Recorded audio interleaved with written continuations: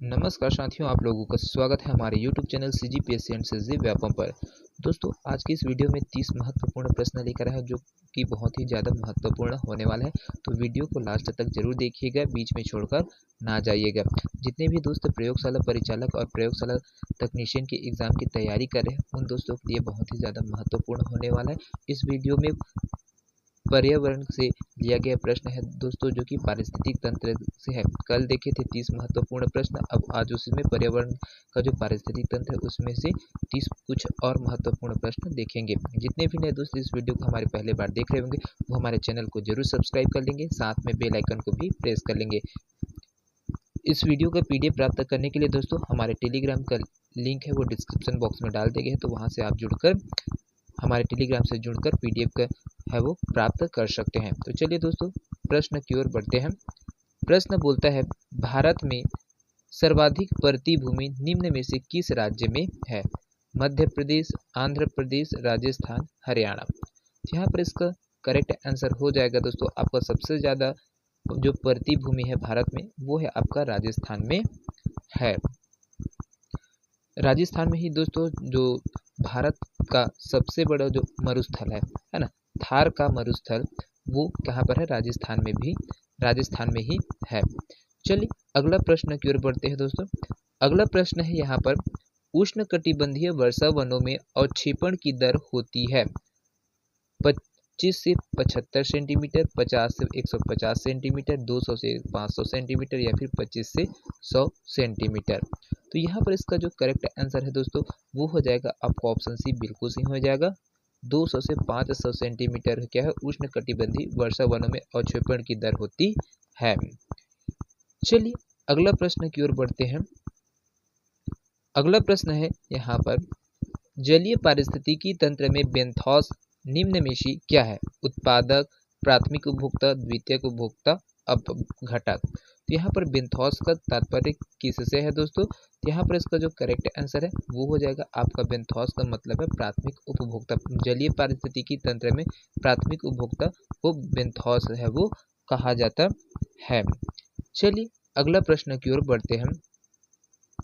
अगला प्रश्न है, निम्न में से कौन सा पारिस्थितिकी तंत्र लोटिक प्रकार का है? तालाब का, झील का, नदी का या फिर उपयुक्त सभी। तो यहाँ पर इसको जो करेक्ट आंसर है दोस्तों वो हो जाएगा आपका ऑप्शन सी है, बिल्कुल सही हो जाएगा, नदी। नदी का जो पारिस्थितिक तंत्र होता है दोस्तों उसको लोक्टिक पारिस्थितिक तंत्र है वो कहा जाता है। लोक्टिक पारिस्थितिक तंत्र वो क्या है? जलीय वर्ग का क्या है? हिस्सा होता है। जो लोक्टिक सिस्टम पानी के ऐसे पिंड होते हैं जो पानी के दूसरे पिंडों को और अंत में समुद्र में प्रवाहित कर देते हैं, तो उनको बोला जाता है लोक्टिक पारिस्थितिक तंत्र। चलिए अगला प्रश्न की ओर बढ़ते हैं। अगला प्रश्न है यहाँ पर, झील के पारिस्थितिक तंत्र में निम्न में से कौन सा क्षेत्र कंपनसेशन स्तर के ऊपर होता है? यूफोटिक क्षेत्र, लिटोरल क्षेत्र, लिम्नेटिक क्षेत्र या फिर उपयुक्त सभी। तो यहाँ पर इसका जो करेक्ट आंसर है दोस्तों वो हो जाएगा आपका ऑप्शन डी, बिल्कुल सही हो जाएगा, उपयुक्त सभी, है ना। जो झील के पारिस्थितिक तंत्र में है वो कंपनसेशन स्तर के ऊपर होता है, तो यूफोटिक क्षेत्र भी होता है, लिटोरल क्षेत्र भी होता है और लिम्नेटिक क्षेत्र भी होता है। चलिए अगला प्रश्न की ओर बढ़ते हैं। अगला प्रश्न है, बहुत ही महत्वपूर्ण प्रश्न है ये, झीलों में अनुक्रमण की कितनी अवस्थाएं होती है? 5, 6, 7, 8। तो यहाँ पर जो अनुक्रमण की अवस्थाएं है दोस्तों झील में वो कितना होता है? तो आपको ऑप्शन सी है, बिल्कुल सही हो जाएगा, 7 होता है। चलिए अगला प्रश्न की ओर बढ़ते हैं। अगला प्रश्न है यहाँ पर, भूमध्य रेखा के पास कम ऊंचाई में निम्न में से कौन सा बायोम पाया जाता है? उष्णकटिबंधीय वर्षा वाले वन बायोम, शीतोष्ण पर्णपाती वन बायोम, चापारल बायोम या फिर टुंड्रा बायोम। तो यहाँ पर भूमध्य रेखा के पास जो कम ऊंचाई है दोस्तों उसमें कौन सा बायोम है वो पाया जाता है? तो यहाँ पर इसका जो करेक्ट आंसर हो जाएगा दोस्तों वो हो जाएगा आपका ऑप्शन ए है वो बिल्कुल सही हो जाएगा, है ना। उष्णकटिबंधीय वर्षा वाले वन बायोम है वो पाया जाता है भूमध्य रेखा में। कारण क्या है? भूमध्य रेखा जो कर्क रेखा और मकर रेखा के क्या होता है, मध्य में क्या होता है, विद्यमान रहता है दोस्तों। उसमें सघन वन क्षेत्र को उष्णकटिबंधीय वर्षा वन कहते हैं, क्योंकि यहाँ वर्षा सर्वाधिक होती है तथा जो वृक्ष है वो काफी ऊंचे और घने होते हैं। इस वजह से आपका ऑप्शन ए है वो बिल्कुल सही हो जाएगा। चलिए अगला प्रश्न की ओर बढ़ते हैं। अगला प्रश्न है यहाँ पर, वाई आकार मॉडल पारिस्थितिक तंत्र की किस भोजन श्रृंखला में ऊर्जा के प्रवाह को समझाता है? केवल चारण भोजन श्रृंखला, केवल अपरद भोजन श्रृंखला, चारण एवं अपरद भोजन श्रृंखला दोनों को, या फिर केवल परजीवी भोजन श्रृंखला को? तो यहाँ पर वाई आकार मॉडल है ना, जो वाई आकार मॉडल है, ऐसे वाई आकार मॉडल वो पारिस्थितिक तंत्र की किस भोजन श्रृंखला में ऊर्जा के प्रवाह को समझाता है? तो यहाँ पर इसका जो करेक्ट आंसर है दोस्तों वो हो जाएगा आपका चारण एवं अपरद भोजन श्रृंखला दोनों को है वो समझाता है। चलिए अगला प्रश्न की ओर बढ़ते हैं। अगला प्रश्न है बहुत ही महत्वपूर्ण है, यहाँ पर सही खाद्य श्रृंखला को बताना है। दूब घास, टिड्डा, मेढक, सर्प और मोर, ये खाद्य श्रृंखला का एक जाल है, उसमें आपको जो कौन सा सही है वो उसको बताना है। चारागाही खाद्य श्रृंखला, मृताश्रयी खाद्य श्रृंखला, शिकारी खाद्य श्रृंखला, या फिर शाकीय खाद्य श्रृंखला, या फिर मांसाहारी खाद्य श्रृंखला। तो ये जो खाद्य श्रृंखला है दोस्तों क्या है, दूब घास से टिड्डा में गए, टिड्डा फिर मेढक में गए, मेढक से सर्प और सर्प से फिर मोर है वो चला है। तो ये किस प्रकार का खाद्य श्रृंखला? तो ये आपको ऑप्शन ए है दोस्तों बिल्कुल सही हो जाएगा, चारागाही खाद्य श्रृंखला है। चलिए अगला प्रश्न की ओर बढ़ते हैं। अगला प्रश्न है यहाँ पर, स्थलीय पारिस्थितिक तंत्र में सर्वाधिक शुद्ध उत्पत्ति पाई जाती है? दलदली वनस्पतियों में, वर्षा वन में, पतनशील वन में, या फिर द्विवर्षीय दोनों में, या फिर इनमें से कोई नहीं? तो यहाँ पर इसका करेक्ट आंसर है दोस्तों वो हो जाएगा आपको ऑप्शन बी है, बिल्कुल सही हो जाएगा, वर्षा वन। वर्षा वन में स्थलीय पारिस्थितिक तंत्र में सर्वाधिक शुद्ध उत्पत्ति है वो पाई जाती है। चलिए अगला प्रश्न की ओर बढ़ते हैं। अगला प्रश्न है यहाँ पर, मूंगा चट्टान जंतु कौन सा रसायन स्रावित करता है? यहाँ पर मूंगा चट्टान जंतु है दोस्तों, वो कौन सा रसायन है वो स्रावित करता है? Sodium carbonate, calcium oxidate, calcium carbonate, या फिर कोबाल्ट क्लोराइड, या फिर इनमें से कोई नहीं? तो यहाँ पर इसका जो करेक्ट आंसर है दोस्तों वो हो जाएगा आपको ऑप्शन सी है, बिल्कुल सही हो जाएगा, कैल्शियम कार्बोनेट है वो उसको स्रावित करता है ना। क्योंकि कारण क्या है, यहाँ पर जो प्रवाल भित्तियां हैं समुद्र के भीतर स्थित रहता है दोस्तों, जो चट्टान के अंदर रहता है स्थित रहता है, जो प्रवालों द्वारा छोड़े गए कैल्शियम कार्बोनेट से क्या होता है निर्मित होते हैं, उन्हीं को ही मूंगा चट्टान है वो कहा जाता है। चलिए अगला प्रश्न की ओर बढ़ते हैं। अगला प्रश्न है बहुत ही महत्वपूर्ण प्रश्न है, एक पारिस्थितिक तंत्र को सरलता से नष्ट किया जा सकता है परंतु इसे कुछ समय बाद पूर्वावस्था में लाया जा सकता है। यदि विनाशकारी प्रभाव रुक जाए तो यह प्रदर्शित करेगा उच्च स्थिरता तथा निम्न लचक, निम्न स्थिरता तथा उच्च लचक, निम्न स्थिरता तथा निम्न लचक, या फिर उच्च स्थिरता तथा उच्च लचक। तो यहाँ पर इसका जो करेक्ट आंसर है दोस्तों वो हो जाएगा आपको ऑप्शन बी है, बिल्कुल सही हो जाएगा, निम्न स्थिरता तथा उच्च गलक है वो प्रदर्शित करता है। चलिए अगला प्रश्न की ओर बढ़ते हैं। अगला प्रश्न है यहाँ पर, किसी क्षेत्र की जीन्स स्पीसीज एवं पारिस्थितिक तंत्र की संपूर्णता क्या कहलाती है? बायोम, पारिस्थितिक तंत्र, जैव विविधता, या बायोस्फीयर। तो यहाँ पर इसका जो आंसर है दोस्तों वो हो जाएगा आपको ऑप्शन सी है वो बिल्कुल सही हो जाएगा, जैव विविधता कहलाता है। किसी क्षेत्र की जीन्स स्पीसीज और पारिस्थितिक तंत्र की जो संपूर्ण क्षेत्र वो जैव विविधता कहलाती है। चलिए अगला प्रश्न की ओर बढ़ते हैं। अगला प्रश्न है यहाँ पर, कौन से पर्यावरण क्षेत्र में मालवा का पठार, छत्तीसगढ़ के पठार, पूर्वी मैदान भारतीय कृषि अनुसंधान संस्थान द्वारा वर्गीकृत किए गए?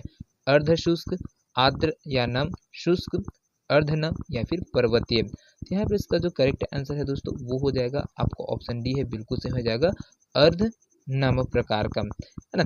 चलिए अगला प्रश्न की ओर बढ़ते हैं। अगला प्रश्न है यहाँ पर, सागर से ऊर्जा कहाँ निकाली जाती है? मछलीपट्टनम में, विशाखापट्टनम में, मेदिनीपट्टनम में, या फिर कुलशेखरपट्टनम में? तो यहाँ पर सागर से ऊर्जा कहाँ निकाली जाती है दोस्तों? तो इसका करेक्ट आंसर क्या हो जाएगा आपको ऑप्शन डी है, बिल्कुल से हो जाएगा, कुलशेखरपट्टनम में। चलिए अगला प्रश्न की ओर बढ़ते हैं। अगला प्रश्न है, विश्व में उपस्थित समस्त प्रजातियों में से लगभग 50% प्रजातियां कहाँ उपस्थित होती है? शीतोष्ण वर्षावन में, प्रवाल भित्ति में, उष्णकटिबंधीय पर्णपाती वन, या फिर उष्णकटिबंधीय वर्षावन?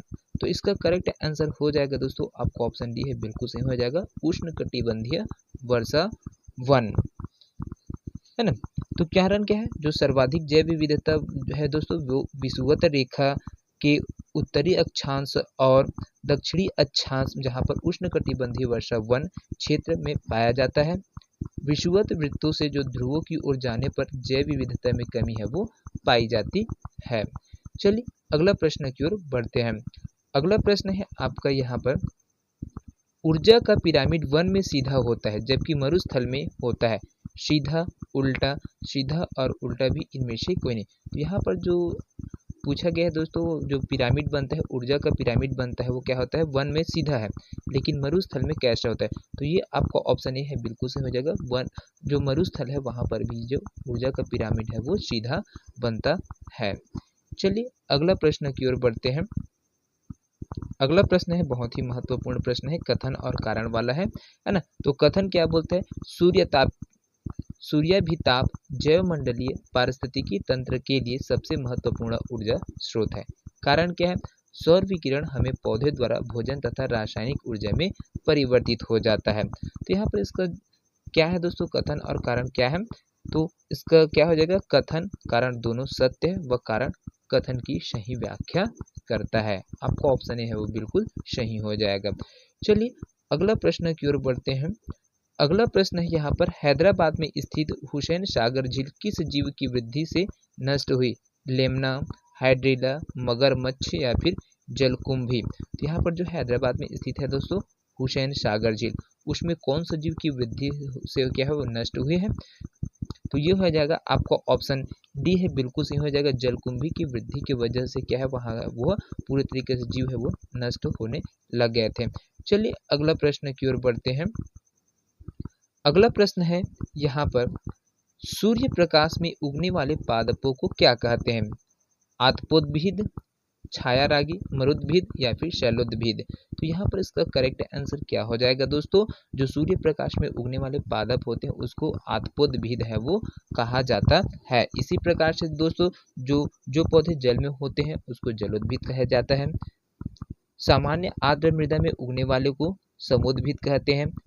मरुद्भिद में है तो यह पौधे क्या करते हैं, जल क्षेत्र में मरुस्थल में उगते हैं, उनको मरुद्भिद कहा जाता है। दलदल में उगने वाले को हिलोफाइट्स कहा जाता है। तो ऐसे इन सबको नाम, इनका अलग अलग नाम है वो दिया गया है।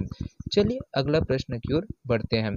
अगला प्रश्न है, पादप वृद्धि हेतु सबसे उपयुक्त है बालू मिट्टी, दोमट मिट्टी, चिकनी मिट्टी या फिर बजरी मिट्टी। तो यहाँ पर पादप वृद्धि के लिए जो सबसे उपयुक्त मिट्टी है दोस्तों वो होता है आपका ऑप्शन बी, बिल्कुल सही हो जाएगा, दोमट मिट्टी। चलिए अगला प्रश्न की ओर बढ़ते हैं। अगला प्रश्न है यहाँ पर, पौधे किस प्रकार का जल अवशोषित करते हैं, गुरुत्वीय जल, केशीय जल, केशिका जल, आर्द्रता जल या फिर क्रिस्टलीय जल। तो यहाँ पर इसका जो करेक्ट आंसर है दोस्तों वो हो जाएगा आपका ऑप्शन बी, पौधे है जो केशिका जल है उसको अवशोषित, केशिका से क्या है जल को अवशोषित करता है। चलिए अगला प्रश्न की ओर बढ़ते हैं। अगला प्रश्न है यहाँ पर, घास स्थलीय पारितंत्र में संख्या का पिरामिड कैसा होता है, सीधा, उल्टा, दोनों या फिर इनमें से कोई नहीं। तो घास का जो स्थलीय पारितंत्र है दोस्तों उसमें जो पिरामिड बनता है वो होता है सीधा होता है। चलिए अगला प्रश्न की ओर बढ़ते हैं। अगला प्रश्न है यहाँ पर, पारितंत्र में ऊर्जा का पिरामिड होता है सदैव उल्टा, सदैव सीधा, पहले उल्टा फिर सीधा या फिर कोई प्रकार का नहीं। तो यहाँ पर इसका जो करेक्ट आंसर है दोस्तों वो हो जाएगा आपका ऑप्शन बी, बिल्कुल सही हो जाएगा। जो पारितंत्र है उसमें ऊर्जा का जो पिरामिड होता है वो सदैव सीधा होता है। चलिए अगला प्रश्न की ओर बढ़ते हैं। अगला प्रश्न है यहाँ पर, एक तालाब के पारितंत्र में जीव भार का पिरामिड होता है सीधा, उल्टा, उल्टा सीधा, किसी भी प्रकार का। तो यहाँ पर इसका जो करेक्ट आंसर है दोस्तों वो हो जाएगा आपका ऑप्शन बी, बिल्कुल सही हो जाएगा, है ना। जो तालाब का पारितंत्र है उसमें जो जीवन भार का पिरामिड बनता है वो हमेशा उल्टा ही बनता है। चलिए अगला प्रश्न की ओर बढ़ते हैं। अगला प्रश्न है, वन पारितंत्र में जीवन भार का पिरामिड होता है सदैव उल्टा, सदैव सीधा, कभी उल्टा, कभी सीधा, कभी सभी प्रकार का। तो यहाँ पर क्या हो जाएगा दोस्तों, वन पारितंत्र में जो जीवन का पिरामिड बनता है वो सदैव क्या होता है, सीधा होता है। चलिए अगला प्रश्न की ओर बढ़ते हैं। अगला प्रश्न है यहाँ पर बहुत ही महत्वपूर्ण प्रश्न है। ऐसे प्रश्न है वो जो प्रयोगशाला परिचालक का एग्जाम हो रहा है, तकनीशियन का एग्जाम होगा, उसमें आने की ज़्यादा से चांसेस है, क्योंकि पर्यावरण के जो भाग है दोस्तों उसमें से आपको 5 से 10 क्वेश्चन है वो देखने को मिलने वाले हैं। तो खाद्य जाल में ऊर्जा का प्रवाह होता है एक दिशीय, द्विदिशीय, त्रिदिशीय या फिर चतुर्दिशीय। तो यहाँ पर इसका जो करेक्ट आंसर है दोस्तों वो हो जाएगा आपका ऑप्शन ए है, बिल्कुल सही हो जाएगा। खाद्य जाल में ऊर्जा का प्रवाह होता है एक दिशीय होता है। चलिए अगला प्रश्न की ओर बढ़ते हैं। अगला प्रश्न है बहुत ही महत्वपूर्ण प्रश्न है। एक खाद्य स्तर से दूसरे खाद्य स्तर में जाने पर ऊर्जा का ह्रास होता है 10%, 40%, 80% या फिर 90%। तो यहाँ पर दोस्तों ये क्या हो जाएगा, आपको ऑप्शन डी है, बिल्कुल सही हो जाएगा। जैसे ही जो खाद्य स्तर है वो एक दूसरे स्तर से दूसरे स्तर में ऊर्जा का प्रवाह होगा, तो उसमें जो 90% ऊर्जा है उसका ह्रास हो जाता है, और जो दूसरा है ना दूसरा स्तर होता है, पोषक स्तर होता है, उसमें 10% ऊर्जा ही है जा पाता है ना। चलिए इसी को बोला जाता है 10% का नियम है वो बोला जाता है। चलिए अगला प्रश्न की ओर बढ़ते हैं। अगला प्रश्न है यहाँ पर, निम्नलिखित में से किस राज्य में सर्वाधिक क्षेत्र वनों के अंतर्गत पाया जाता है? हिमाचल प्रदेश, असम, आंध्र प्रदेश या फिर अरुणाचल प्रदेश। तो यहाँ पर कौन सा है राज्य है दोस्तों जिसमें सर्वाधिक क्षेत्र में वन है वो पाया जाता है? तो यहाँ पर है, देखिए प्रश्न भी क्या बोलते हैं, निम्नलिखित में से किस राज्य में सर्वाधिक क्षेत्र वनों के अंतर्गत पाया जाता है? तो इसका जो करेक्ट आंसर है दोस्तों वो हो जाएगा आपको ऑप्शन डी, बिल्कुल सही हो जाएगा, अरुणाचल प्रदेश। चलिए अगला प्रश्न की ओर बढ़ते हैं। अगला प्रश्न है, लवणीय मृदा में उगने वाला पादपों को क्या कहते हैं? हेलोफाइट, ऑक्सिलोफाइट, कैस्मोफाइट या फिर लिथोफाइट। तो यहाँ पर इसका जो करेक्ट आंसर है दोस्तों वो हो जाएगा, जो लवणीय मृदा है उसमें उगने वाले जो पादप होते हैं उसको हेलोफाइट है वो कहा जाता है। चलिए अगला प्रश्न की ओर बढ़ते हैं। अगला प्रश्न है, वायुमंडल का वह क्षेत्र जिसमें बादलों का बनना, बिजली कड़कना, तूफानों व आंधियों का होना पाया जाता है, क्या कहलाता है? समताप मंडल, क्षोभ मंडल, मध्य मंडल या फिर आयन मंडल। तो यहाँ पर दोस्तों ये इसका जो करेक्ट आंसर है वो हो जाएगा आपका ऑप्शन बी है, वो बिल्कुल सही हो जाएगा। क्षोभ मंडल में क्या होता है, बादल का बनना होता है, बिजली कड़कना और तूफान आंधी है वो पूरे क्षोभ मंडल में ही आता है। ये जितने भी मंडल है उसमें ये पहला मंडल होता है, पहला क्षोभ मंडल होता है। फिर आपका समताप मंडल है ना, समताप मंडल है वो आता है। फिर मध्य मंडल आता है, मध्य मंडल है वो आता है। उसके बाद आपका आयन मंडल है। फिर आपका लास्ट में बाह्य मंडल है वो होता है ना। क्षोभ मंडल की बात करें तो यह पृथ्वी के वायुमंडल की क्या होता है जो दोस्तों सबसे निचली परत होती है। इस परत में जो बादल, बर्फ, बारिश आदि और बिजली का कड़कड़ाहट ये सभी चीज़ें इसमें होती है। साथ में इसका अगर समुद्र तल से इसकी बात करें, दूरी की बात करें दोस्तों, तो ये समुद्र तल से 10 किलोमीटर है ना, 10 किलोमीटर की ऊंचाई तक है क्या होता है, फैला हुआ होता है। चलिए अगला प्रश्न की ओर बढ़ते हैं। अगला प्रश्न है यहाँ पर, घास वन में पाई जाने वाली खाद्य श्रृंखला का सही क्रम क्या है? घास, हिरण, जू, शेर। ऑप्शन बी में दिए हुए घास, जू, हिरण, शेर। ऑप्शन सी में दिए हुए घास, हिरण, शेर, जू। ऑप्शन डी में दिए हुए घास, शेर, हिरण और जू। तो यहाँ पर जो घास का जो वन है उसमें जो पाए जाने वाले जो खाद्य श्रृंखला है उसका सही क्रम क्या है दोस्तों? तो यहाँ पर आपको ऑप्शन सी है, बिल्कुल सही हो जाएगा। पहले घास है, घास को हिरण खाता है, हिरण को शेर खाता है और शेर को जू है वो खाते हैं ना। तो यहाँ पर आपको ऑप्शन सी है वो बिल्कुल सही है। चलिए अगला प्रश्न की ओर बढ़ते हैं। अगला प्रश्न है, खाद्य श्रृंखला के आधार पर जीवनधारी होते हैं मांसाहारी, मृतोपजीवी पादप, शाकाहारी या फिर प्रकाश संश्लेषी पादप। तो यहाँ पर खाद्य श्रृंखला के आधार पर जो जीवधारी होते हैं दोस्तों वो क्या होते हैं? प्रकाश संश्लेषी पादप है वो होते हैं। कारण क्या है, खाद्य श्रृंखला के जो आधार होते हैं वो क्या होते हैं? प्रकाश संश्लेषी पादप होते हैं, जो सूर्य के प्रकाश के ग्रहण कर भोज्य पदार्थों का निर्माण करते हैं। इसमें जो प्राथमिक उत्पादन है ना, आपका जो पेड़ पौधे होते हैं ये क्या करते हैं? सूर्य से सीधा डायरेक्टली क्या कर लेते हैं? अपन है भोज्य पदार्थ है वो बनाते हैं प्रकाश संश्लेषण के माध्यम से। चलिए अगला प्रश्न की ओर बढ़ते हैं। अगला प्रश्न है यहाँ पर, निम्नलिखित में से कौन सा पारितंत्र प्राकृतिक है? गेहूं का खेत, आम का बाग, घास का स्थल या फिर एक्वेरियम। तो यहाँ पर जो प्राकृतिक पारितंत्र है दोस्तों वो हो जाएगा आपका घास का इस मैदान है या फिर घास का स्थल है वो आपका प्राकृतिक पारितंत्र होता है। जो खेतों में पारितंत्र चलता है वो कृत्रिम पारितंत्र है वो होता है। चलिए अगला प्रश्न की ओर बढ़ते हैं। अगला प्रश्न है यहाँ पर 10% का नियम देने वाले वैज्ञानिक कौन थे? ओडम, लिंडेमान, टेंसली या फिर हैकल। तो यहाँ पर इसका जो करेक्ट आंसर है दोस्तों वो हो जाएगा आपका 10% का नियम देने वाले कौन थे? तो आपका ऑप्शन बी बिल्कुल सही हो जाएगा। लिंडेमान के द्वारा है वो 10% का नियम है वो दिया गया था। चलिए अगला प्रश्न की ओर बढ़ते हैं। अगला प्रश्न है यहाँ पर जैव मंडल में एक ही जाति की संख्या को क्या बोला जाता है? जैव समुदाय, जैव विविधता, जनसंख्या फिर पारितंत्र। तो जैव मंडल में एक ही जाति की जो संख्या है दोस्तों उसको जनसंख्या है वो कहा जाता है। आपका ऑप्शन सी है वो बिल्कुल सही हो जाएगा। चलिए बहुत ही महत्वपूर्ण प्रश्न है दोस्तों ये। इकोलॉजी पारिस्थितिकी शब्द देने वाले कौन थे? इकोलॉजी शब्द का सर्वप्रथम प्रयोग किनके द्वारा भी किया गया था दोस्तों? तो ये आपका ऑप्शन ए है बिल्कुल सही हो जाएगा। अर्नेस्ट हैकेल के द्वारा इकोलॉजी शब्द है वो प्रयोग में लाया गया था सर्वप्रथम, है ना।